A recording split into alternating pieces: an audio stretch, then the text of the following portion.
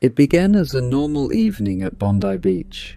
Within minutes, emergency sirens shattered the calm, and gunshots rang out in a crowded public space.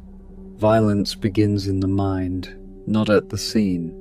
Why does targeted violence typically begin long before the first shot, and what would it take to stop those thought patterns at their source? The answer is complex, and it is urgent. This is not about blame, but about understanding and prevention. At 6:47 in the evening, reports of gunfire reached emergency services as crowds gathered along Bondi Beach. Within minutes, police vehicles and ambulances moved in from multiple directions, converging on Campbell Parade and the beachfront.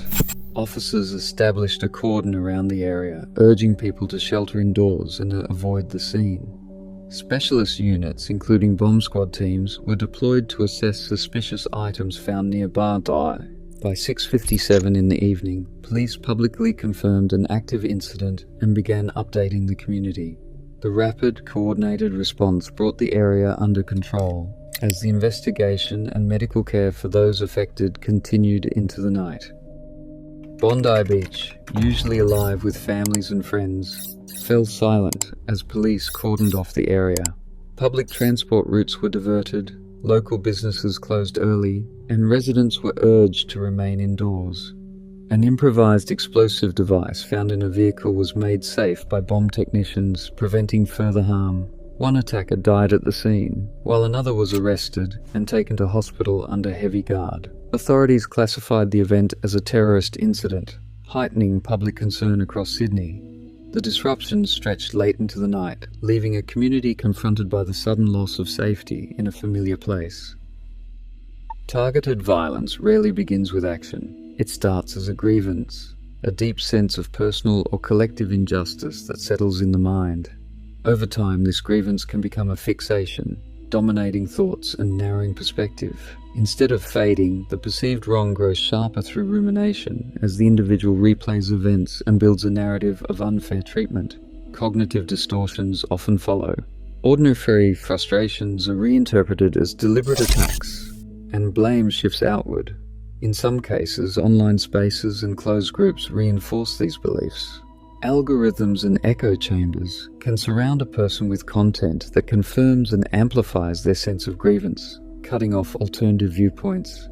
The process is gradual, moving from a broad feeling of being wronged to a rigid, all-consuming obsession. At this stage, social isolation can deepen, and empathy for others begins to erode. Before any outward sign appears, the internal pathway has already narrowed, shaping a mindset that sees violence as a possible answer. This mental progression is rare, but when it occurs, it creates a fragile state where warning signs may soon surface.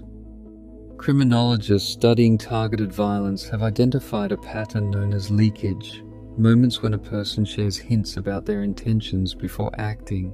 These signals can take many forms, including remarks about seeking revenge, a sudden interest in weapons, or cryptic statements to friends, family, or online contacts. Leakage can also show up as a shift in behavior, such as withdrawal from usual routines, abrupt changes in mood, or a fixation on perceived grievances that appears in conversation or on social media. In some cases, individuals write messages or share content that hints at violent plans, though such signs are rarely direct threats. Research shows that most people who experience intense grievances never act on them, and only a small fraction progress toward violence. Attacks like the one at Bondi are statistically rare, even as they capture public attention. That rarity can make warning signs harder to spot, but it also means that early intervention, when leakage appears, offers the best chance to prevent harm before it occurs.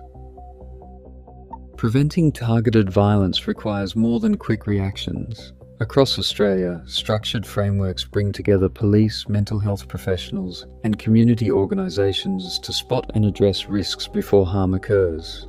National Joint Counter-Terrorism Teams, operating since 2002, coordinate information between federal and state agencies, and assess individuals known to authorities while tracking concerning behaviours. In New South Wales, the Mental Health Intervention Program pairs police with clinicians to respond when someone shows signs of severe distress or grievance thinking. offering support and safe referrals instead of escalation. While these programs are not specific to Bondi Beach, they reflect a broader movement toward multidisciplinary threat assessment. Surf Life Saving New South Wales and local councils focus on community outreach, using established volunteer networks to build trust and encourage early reporting of unusual behaviour. Training modules for teachers and frontline staff teach how to recognise concerning signs and connect people to help. These systems work upstream, aiming to catch warning signs early and prevent isolation from turning into tragedy. Empowering communities starts with simple everyday actions. Learning to question what we see online, practicing media literacy, helps stop the spread of harmful narratives. Checking in on friends or neighbours and knowing where to find mental health support can break cycles of isolation before they deepen. Community rituals such as group walks or beach gatherings help reclaim public spaces and restore trust. Reporting concerning posts or behaviours to helplines or platform moderators makes a difference. Each person, by staying connected and informed, helps build a safer environment for all. Today, targeted attacks remain rare but deeply disruptive. Prevention starts in conversations, classrooms, and communities long before violence erupts. The mindset we challenge now shapes the safety we share tomorrow.